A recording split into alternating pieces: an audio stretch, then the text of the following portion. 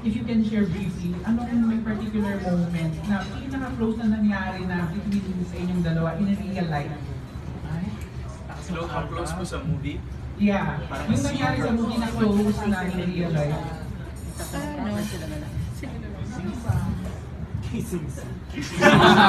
Yes! It doesn't need to be exact. Medyo yung kahit close na, maybe nung una kayong nagkita or... Kasi ito, unang kita bad trip. Hoy! Bad trip, hindi bad kasi yung difference kasi nung unang kita namin ni May sa TV Battlefront.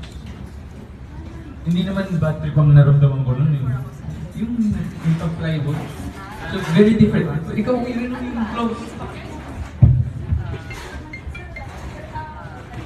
Kung hindi say maybe opposite, really ironic compared to the real life. Wala, unique talaga yung scenes. Opo, unique eh. Wala akong maisip na close sa atin. Sa Malapit nangyari ko sa sa Trigger ng memory. Sige, Pero pabalikan ko po kayo. We'll pass that. Text ko po kayo. Tinumber niyo po. Meron po, kaya na we really can't say kasi it's a spoiler na po eh. Sige po, we'll watch. Dulang ka mo. Lip reader po. Opo. Surprise kasi.